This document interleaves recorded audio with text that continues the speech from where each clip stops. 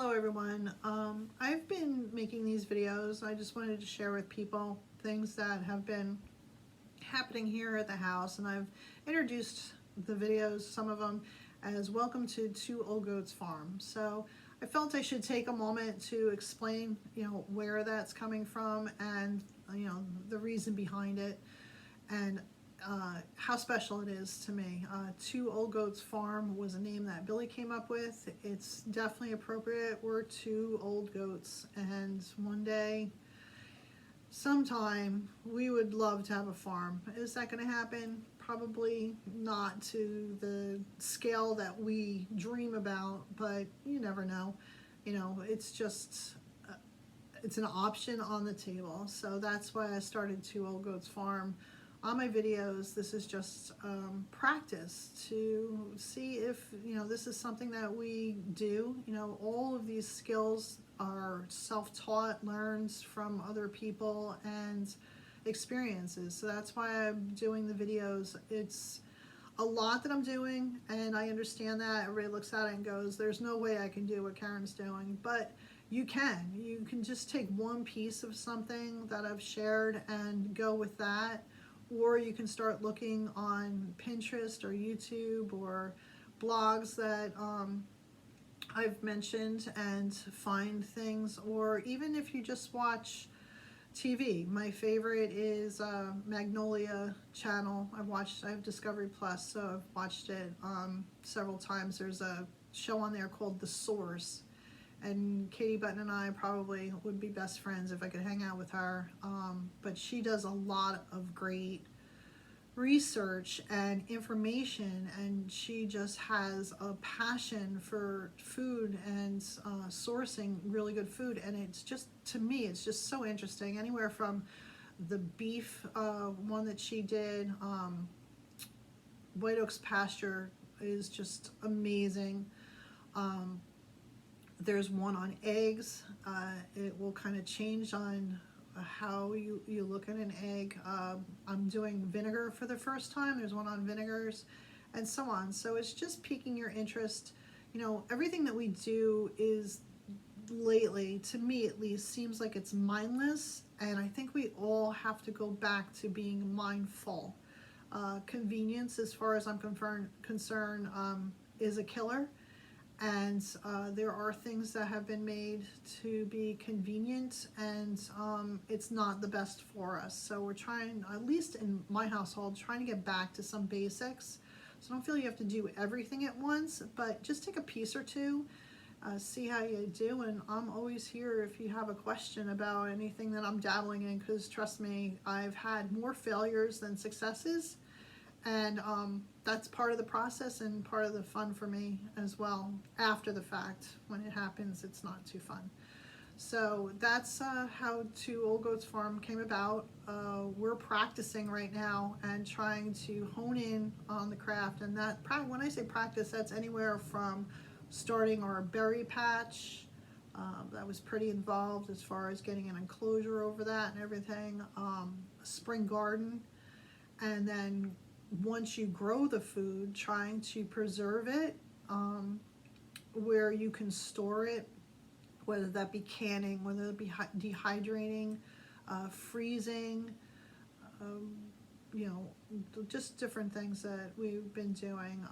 Would I love to have a bunch of chickens running around in the backyard? Yeah, because we go through probably a dozen eggs a day.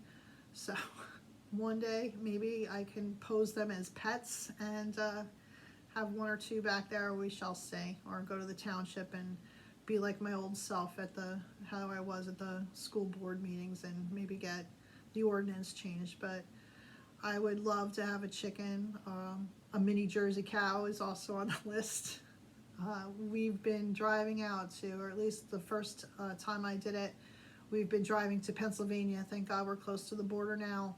But for some reason, New Jersey won't allow sale of raw milk, so we have to go over into Pennsylvania. I got a hold of some raw milk, and I'm experimenting with that. So far with the raw milk, I've made butter out of the process of making butter, which is very simple. I've retained the buttermilk, so we'll be able to do pancakes and biscuits with that. I did yogurt for the first time in the Instapot and pretty happy with the results. Not the consistency, just the visual of it. You know, you're not opening up some kind of plastic container that has been seeping into your yogurt and looking at that cultured yogurt that we're all familiar with. This is just a little different visually, but it still has the same great taste. So I'm sure that's something that it's just getting used to being different. But here in the United States, they sell yogurt in plastic containers. They don't even allow that over in Europe. So like I said, there's a lot of things that are available to you, but are they the best option for you? And we're going to find out that this convenience is really the things that are doing damage. You'll see videos on the plaque psoriasis that I've been fighting with, and so on and so forth. So just bunches of experiments. The other thing I'm doing with the raw milk is I'm going to say it wrong. I'm clattering it. I think that's the way you say it. So that is a process of leaving it on the counter, because raw milk has a lot of good bacteria in it and probiotics, and what that is doing is I am going to clatter it and then hang it and make a soft cheese. So stay tuned for things like that, but again, it's just learning, practicing. I follow a lot of good blogs now, a lot of good influencers, you know, and if you're going to surround yourself with influencers, are they giving you anything in return, or are they just making you, you know, FOMO? So my influencers, I have, my first one was Hollis and Nancy. They were out of Virginia.